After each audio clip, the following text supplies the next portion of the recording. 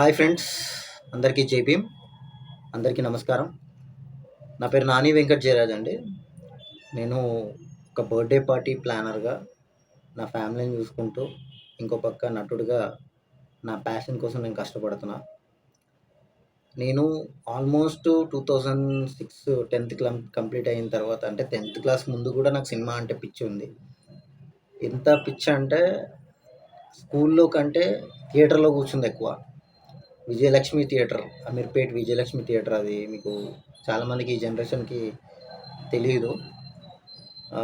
అమ్మవారి టెంపుల్ ఉంది కదా, అమీర్పేట్ మిడిల్లో సెంటర్లో, ఆ అమ్మవారి టెంపుల్ పక్కనే ఆనుకొని అక్కడ అంటే లేడీస్ ఐటమ్ పెట్టుకొని అమ్ముతుంటారనమాట. దాని బ్యాక్ సైడ్ విజయలక్ష్మి థియేటర్ ఉంది. రామ్ గోపాల్ వర్మ అప్పల్ రాజు అనే సినిమా అందులో చేశారనమాట. కొన్ని సినిమాలు, పాత సినిమాలు, కొన్ని సినిమాలు అందులో మార్నింగ్ షో పాత సినిమా వేస్తుండే, చాలా old black and white movies కూడా వేశారు.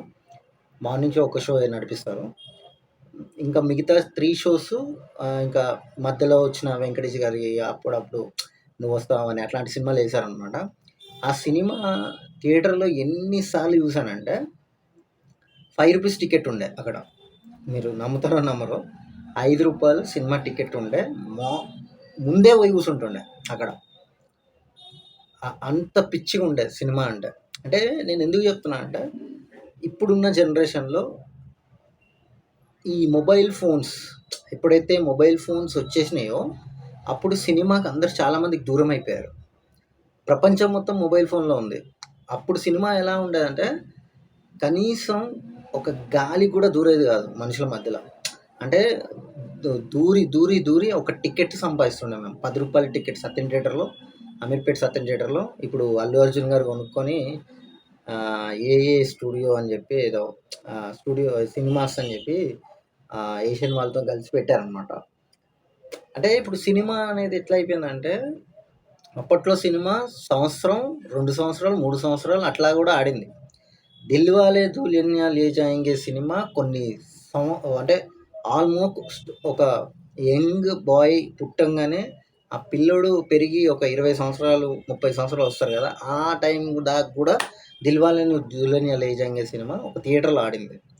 అంటే ఆ సినిమాకి ఎంత పిచ్చి ఉందో, స్మార్ట్ ఫోన్స్ వచ్చినా కూడా ఆడింది ఆ సినిమా. అంటే అంత పిచ్చి ఉంది ఆ సినిమాతో. నేనేమంటున్నా అంటే, ఈ స్మార్ట్ ఫోన్స్ దీని గురించి ఎందుకు మాట్లాడుతున్నా అంటే, సినిమా అనేది ఫస్ట్ అందరికి ప్రయారిటీ ఉండే. అంటే అప్పట్లో స్మార్ట్ ఫోన్స్ లేవు కదా, అందుకే పోయి థియేటర్లో కూర్చుంటుండే ఎంటర్టైన్మెంట్ కోసం. కానీ ఇప్పుడు అంత స్మార్ట్ ఫోన్స్ ఇవన్నీ ఓపెన్ అప్ అయిపోయేసరికి సినిమా అనే వాళ్ళు కూడా ఎంత స్వార్థంగా అయిపోయారంటే, పైరసీ జరుగుతుంది అంటే. అంటే నేను అగెయిన్స్ట్గా ఆ సినిమా గురించి, నా సినిమా వేరు. ఎందుకంటే నా నాకున్న నాలెడ్జ్, నాకున్న సినిమా కంటెంట్ అనేది ఏంటంటే, ఇక్కడ 2 కేటగిరీ పీపుల్ ఉన్నారనమాట. అంటే పైసా ఉన్నోడు, పైసా లేనోడు. ఈ పైసా ఉన్నోడు ఏంటంటే ఎక్కడికంచైనా డబ్బులు వచ్చేస్తాయి అడిగి. ఎందుకంటే వాడి దగ్గర కోట్ల ఆస్తులు ఉండొచ్చు, వెనక బిజినెస్లు ఉండొచ్చు, ఇంకా ఏదైనా ఉండొచ్చు. కానీ ఈ బిజినెస్లు ఇవన్నీ ఆస్తులు చూసి ఇంకోటి వచ్చేస్తాడు ప్రొడ్యూస్ చేయడానికి. అంటే ఆడ ఏదన్నా కానీ ఆడు ప్రొడ్యూస్ చేద్దాం అనుకుంటాడు ఆడు. కానీ పేదోడికి మాత్రం ఆడు ప్రొడ్యూసర్ కాడు. ఎందుకంటే చాలామంది ఇట్లా స్ట్రగుల్ అవుతూ రోడ్ల మీద ఇప్పటికీ స్టిల్ తిరుగుతున్నారు. ఇదంతా ఎందుకు చెప్తున్నానంటే, నేను ఒక విషయం అనుకుంటున్నా. నాకు ప్రేక్షకుడు నంబర్ 1 ఫస్ట్. ఆ ప్రేక్షకుడు సినిమా చూడడానికి రెడీగా ఉన్నాడు. అది మంచి కంటెంట్ ఇస్తే ఏ సినిమానైనా తల మీద పెట్టుకుంటారు. అది నేను గట్టిగా నమ్ముతాను. నేను ప్రేక్షకుడికి నేను జస్ట్ ఒక హెల్ప్ అడుగుతున్నా. ఒక క్రౌడ్ ఫండింగ్ అనేది స్టార్ట్ చేస్తున్నాను నేను. దానికి మీ అందరి సపోర్ట్ అండ్ బ్లెస్సింగ్స్ ఉంటాయి అనుకుంటున్నా. ఎందుకంటే నేను మెజారిటీ పీపుల్ ఎవరైతే ఉన్నారో ఆ మెజారిటీ పీపుల్ నుంచి ఆర్టిస్టులను తీసుకొస్తా. ఎందుకంటే ప్యాడింగ్ ఆర్టిస్టులు అంటే క్రేజ్ ఉన్న ఆర్టిస్టులు అని కాదు. యూట్యూబ్ అనేది ఏ ఒక్కరికైనా ఆపర్చునిటీ క్రియేట్ చేస్తుంది. నా కంటెంట్ ఏంటంటే, యూట్యూబ్లో సినిమా తీసి యూట్యూబ్లో సినిమా రిలీజ్ చేయాలి. అంటే యూట్యూబ్లో సినిమా పెట్టాలి, ఒక సినిమా యూట్యూబ్లో రిలీజ్ చేయాలి.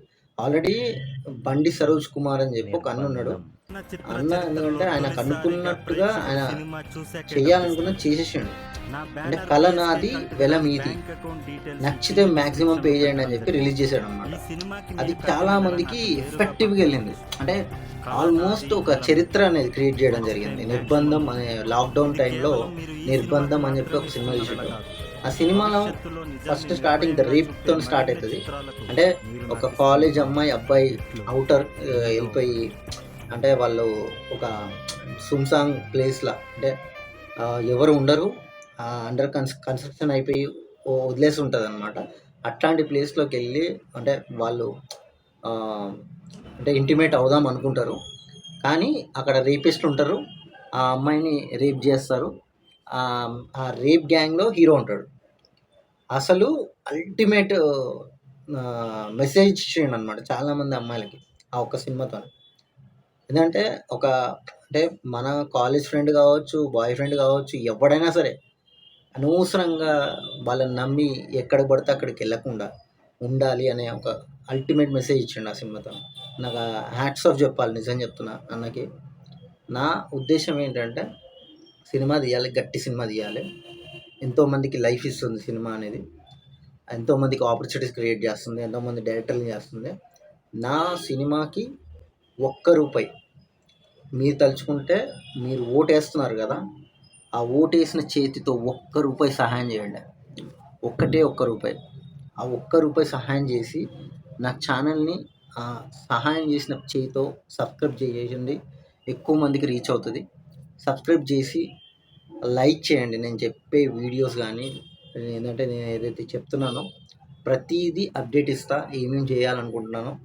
ఎందుకంటే ప్రతి దాంట్లో మీరు అందరు భాగస్వాములు అవుతారు. నా ఉద్దేశం ఏంటంటే సినిమా తీయాలి. 50% అనేది చాలామంది పేదవాళ్ళు, విద్య బాగా చదువుకునే వాళ్ళు ఉంటారు, కానీ వాళ్ళకి చదువుకునేంత స్తోమత ఉండదు. అటువంటి వాళ్ళకి హెల్ప్ చేయాలనుకుంటున్నా. అండ్ ఇంకోటి ఏంటంటే వైద్యం గురించి ఖర్చు పెట్టాలనుకుంటున్నా. ఇది సక్సెస్సీడ్ అయితే, కానీ నేను చేసే ప్రతి దాంట్లో ప్రతి ప్రేక్షకుడు, ప్రతి ఒక్కరూ భాగస్వాములు అవుతారు దీంతో. దానికి మీ అందరి సపోర్ట్ అండ్ బ్లెస్సింగ్స్ కావాలి.